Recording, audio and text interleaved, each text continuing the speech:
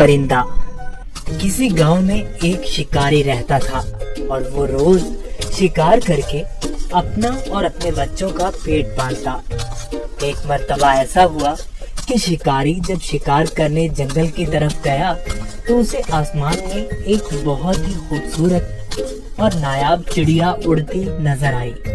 चिड़िया को देखते ही शिकारी के मुंह में पानी आ गया और वो सोचने लगा कि अगर किसी तरह ये नायाब चिड़िया मेरे हाथ लग जाए तो इसे बाजार में महंगे दामों बेचकर खूब पैसे कमाऊंगा। ये सोचते ही शिकारी ने बड़ी चालाकी और होशियारी से शिकार के लिए जब अपना जाल बिछाया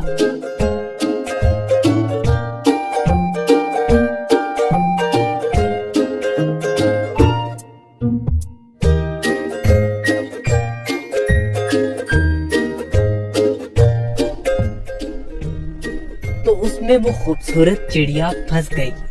चिड़िया को जाल में देखकर शिकारी अपनी इस कामयाबी पर बहुत खुश हुआ और दिल ही दिल में इस चिड़िया को फरोख्त करने के मंसूबे बनाने लगा।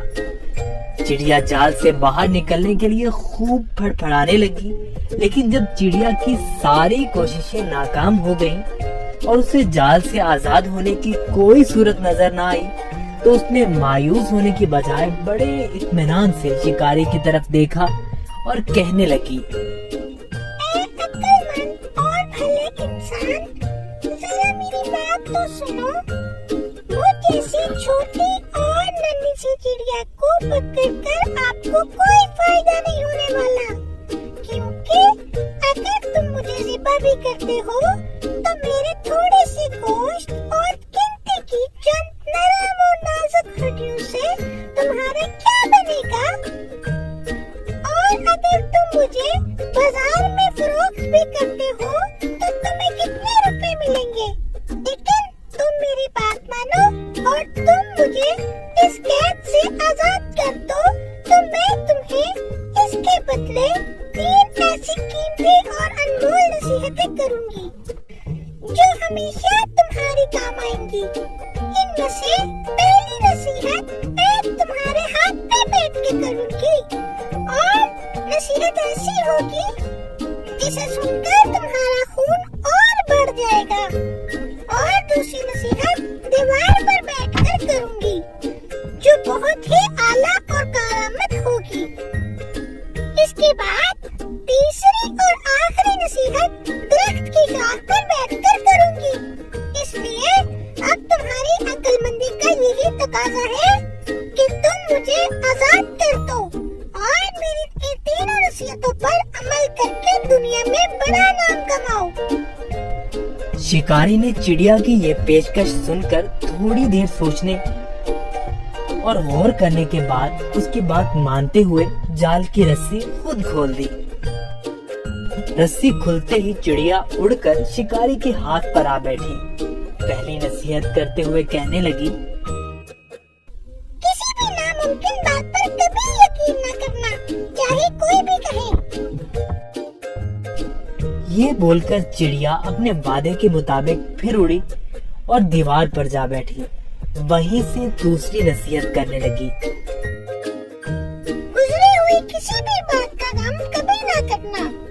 मेरे इस छोटे से वजूद में 10 दिरहम का एक ऐसा कीमती मोती है जिसकी मिसाल पूरी दुनिया में कहीं नहीं।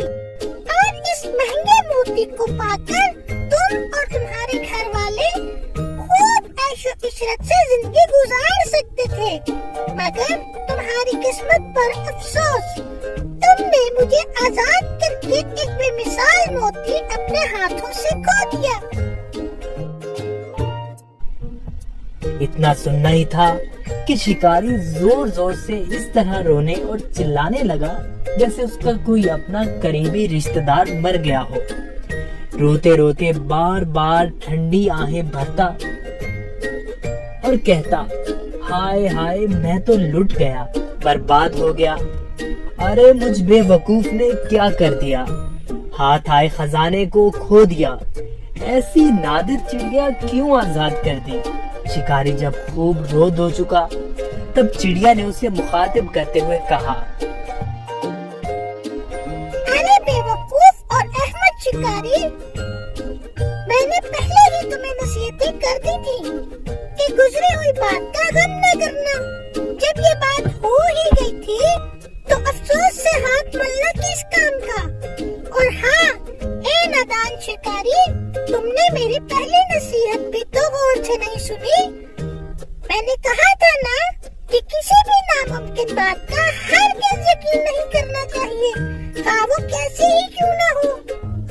अब जरा कल से काम लो और देखो तो सही, मुझ नन्ही सी जान का पूरा वजूद 3 धर्म से ज्यादा का नहीं है, तो फिर 10 धर्म का मोती मेरे छोटे से वजूद में कैसे हो सकता है। बेशक कहती तुम ठीक ही हो ए नन्ही मुन्नी चिड़िया, वो तीसरी नसीहत तो बताती जाओ। अरे भाई, तुमने मेरी पहली नसीहत पर कौन सा अमल कर लिया जो मुझसे तीसरी नसीहत भी सुनना चाहते हो? वो कीमती नसीहत तुम जैसे नादान इंसान के लिए नहीं है। ये कहते ही फिर से चिड़िया उड़ी और शिकारी उसको देखता ही रह गया। देखा बच्चों आपने, वो नन्ही सी चिड़िया कैसे अपनी अक्लमंदी से इस शिकारी से अपनी जान बचाने में कामयाब हो गई।